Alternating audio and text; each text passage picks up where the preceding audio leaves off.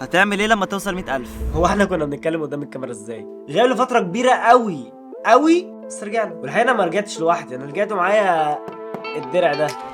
وعشان نرد على اكبر سؤال اتسأل في خلال السنة اللي فاتت كلها، هو يا دانيال العجلة راحت فين؟ بس الاهم من ده هو اللي حصل في السنه اللي فاتت كلها. عمري تخيلت في يوم من الايام ان يوتيوب بنفسها تبعت لي حاجه، انه يعني يوتيوب تعرف ان انا موجود اصلا. الدرع اللي انا عمري ما تخيلت في يوم من الايام ان انا يكون عندي واحد منه. يا عم انت كسبت. وعشان اقول لك مدى انبهاري بالدرع ده، احب اقول لك ان مفيش فيديو واحد على اليوتيوب بيعمل انبوكسنج للدرع ده الا واتفرجت عليه. واشوف فيديوهات الناس وهي بتقول ان عمرها ما كانت تتخيل ان يبقى عندها الدرع ده، وانا بتفرج اقول انا برضه عمري ما يكون عندي الدرع ده. بس كان حواليا ناس مصدقين فيا وفي الفيديوهات اللي بعملها، وبيقولوا لي في يوم من الايام حتى لو اتاخر شويه بس هيجي لك الدرع ده. فانا الناس دي احب اقول لها شكرا جزيلا. يا بركه دعاك يا ماما. حصل حاجات كتير تخلي ان الدرع ده يجيني متاخر. انا بدات اعمل فيديوهات يوم 1/10/2017، يعني تقريبا من 5 سنين وشويه شهور كده. وجه اليوم اللي انا بصور فيديو فيه والدرع في ايدي. تعالوا نحط الدرع ده على جنب ونقول كلمتين مهمين. طب هتسالني سؤال، هو يا دانيال هو كل الناس بيجي لها الدرع بعد المده الطويله دي؟ ايوه صح فعلا، هو ليه الدرع يجيني بعد 5 سنين؟ والحقيقه يا صاحبي هو ان انا بقالي سنتين ما بنزلش فيديوهات بانتظام اصلا، وده لشويه اسباب. واول سبب هو ان انا ما كنتش عارف اظبط وقتي بين الجامعه وبين اليوتيوب. انا دلوقتي داخل امتحن ماده، داخل امتحن ميد ترم.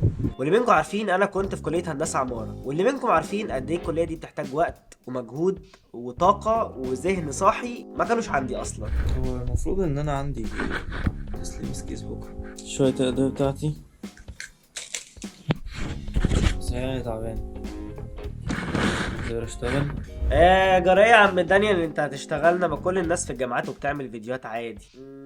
عندك حق، شكلنا اللي كنت بتمرقع. بس فتره الجامعه دي علمتني حاجات مهمه جدا، انا جاي ايه اديك الخلاصه بتاعتها النهارده. انا فضلت بدعك في الجامعه وحرفيا بيتداس على وشي، ولما دخلت في سنه التخرج وابتديت اعمل مشروع التخرج بقى بيتداس على وشي رايح جاي. محتاج الاقي مكان اقعد اشتغل فيه مشروع التخرج. وجنب الجامعه كنت محتاج اشتغل عشان اجيب شويه مصاريف يساعدوني في مشروع التخرج ويساعدوني في شويه الحبشتكنه بتاعت الجامعه اللي انا اصلا مش مصدق فيها. الساعه دلوقتي 2:30 ل5، محتاجين ننام عشان بكره الصبح محتاجين نروح الشغل بعيد قوي. وكل اللي انا حكيته لك ده كنت بعمله وانا متقدر وانا مش طايق نفسي وانا مش مبسوط.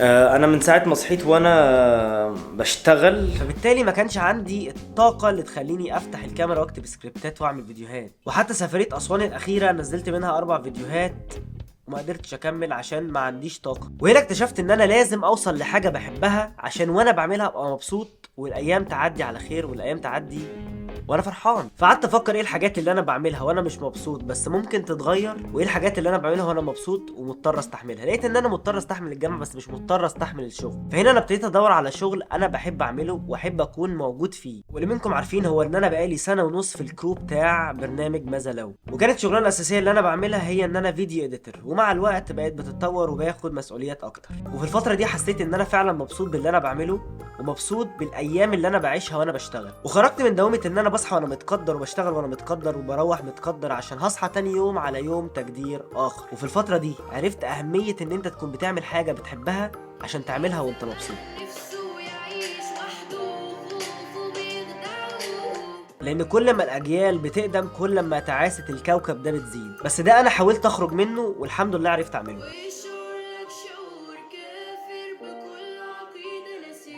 وفكرة ان انت تكون سعيد او عايش في مجتمع سعيد دي فكرة صعبة جدا. ترتيب جمهورية مصر العربية في جدول السعادة هو المركز الرابع بعد 100، في جدول موجود فيه 155 دولة. يعني انت دلوقتي بتنافس على المراكز الاخيرة في السعادة. وبيني وبينك احنا مش مضطرين نكون تعسى، ممكن شوية ظروف تفرض علينا تخلينا شوية مش مبسوطين، لكن احنا في ايدينا ان احنا نخرج منه. ودورت على حاجة كمان تخليني ان انا اكون مبسوط، ولقيت ان انا ممكن اعمل الاستوديو بتاعي الجديد اللي انا بصور دلوقتي فيه. احنا متحمسين جدا في الاوضه الجديده. وانت اول مره تشوفوني في اللوك ده، واول مره تشوفوني بالكواليتي دي، واول مره تشوفوني في الصوره اللي قدامكم دي، وده شغل ومجهود وتعب حصل في الاستوديو وفي ادوات التصوير وفي حاجات كتير تخليني ابتدي اعمل فيديوهات وانا مبسوط. بس ثواني يا صاحبي، مش كل حاجه بتفضل مكمله في هذه السعاده المفرطه. بعد فرحه النجاح في الشغل، وبعد فرحه التخرج من كليه هندسه العماره، وبعد فرحه تحقيق الذات، لقيت قدامي مطب الجيش. هي الدنيا دي عايزه مني ايه؟ الجيش اللي هيحطم كل امالك في تحقيق ذاتك في الحياه، وهيخليك يا حبيبي تسيب كل اللي انت عملته وكل اللي انت انجزته عشان بلدك محتاجاك لمده سنه، وهيخليك تمشي بالتليفون ده ولا نايم ولا حاجه. انا صاحي من 6 الصبح يا باشا، فلقيت ان تمام مفيش مشكله، جيش.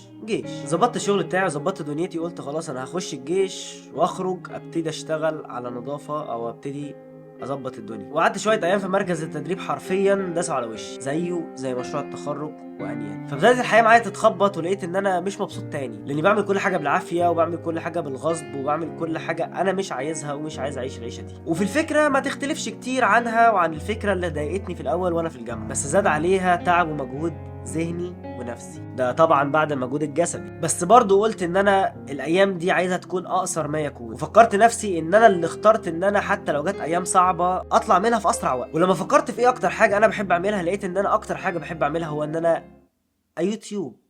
انا بحب يوتيوب، بحب اعمل فيديوهات الناس تتفرج عليها. وعشان كده احنا دلوقتي فعلا في بدايه جديده ليا كدانيال هشام في صناعه المحتوى على اليوتيوب. وده اللي هيخليني ان انا اكون في يومي مبسوط وبشتغل حاجه وانا مبسوط، عشان بالليل لما اجي انام وانا عارف ان انا كنت النهارده مبسوط، وكل حماس لليوم اللي بعده عشان هعمل فيه حاجه انا بحبها فعلا. والفريم اللي قدامكم ده هتشوفوا منه فيديوهات كتير قوي الفتره الجايه. وانا عايز اقول لك حاجه يا صاحبي، اعمل اللي بتحبه، اشتغل الشغلانه اللي انت بتحبها حتى لو ضغوط المجتمع عليك جامده، اقعد مع ناس بتحبها وبيشاركوك نفس احلامك ونفس طموحاتك. خلي عندك الروتين اليومي اللي انت مرتاح له وبتحبه، عشان دي حياتك انت، محدش بيعيشها لك. اوعى بس الحياه تاخدك وبعد سنين كتيره تكتشف ان انت ما عملتش حاجه انت بتحبها اصلا. لان يوم ما تعمل حاجه انت بتحبها وتوصل لانجاز حتى لو بسيط فيها، هيخليك ان انت فخور بنفسك وفخور باللي بتعمله. وصدقني مفيش اريح من الاحساس ده في الدنيا. وحاجه اخيره حابب اقولها لكم، هو ان انا لسه راجع من الجيش امبارح، وروحت لقيت الدرع ده مستنيني في البيت، وقررت ان انا مش هفتحه غير وانا معاكم. طبعا انا عارف الدرع ده جواه ايه وكل محتوياته شكلها ايه، بس تعالوا برضو نفتحه مع بعض، عشان ده كان حلم كبير قوي ليا زمان. بسبب ان انا حلمت، انا دلوقتي ماسك الحلم في ايدي حرفيا. انا هرجع بس ورا شويه عشان تشوفوا.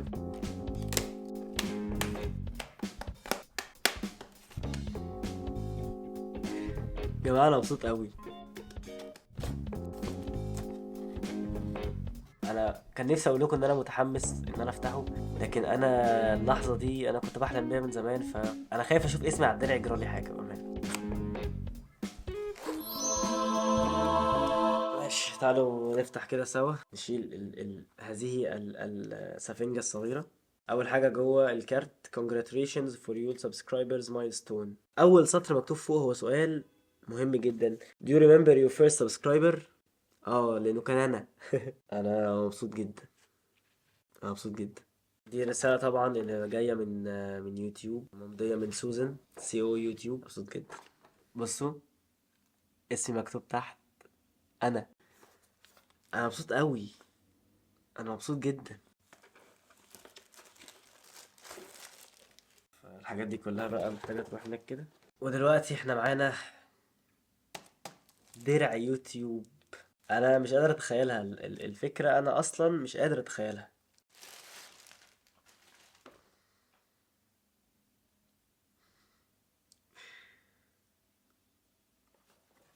انا مش مصدق ان يوتيوب اصلا يعرف ان انا موجود اساسا.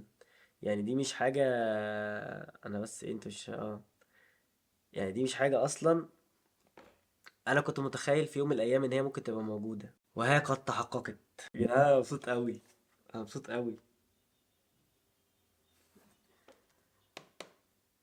يوتيوب.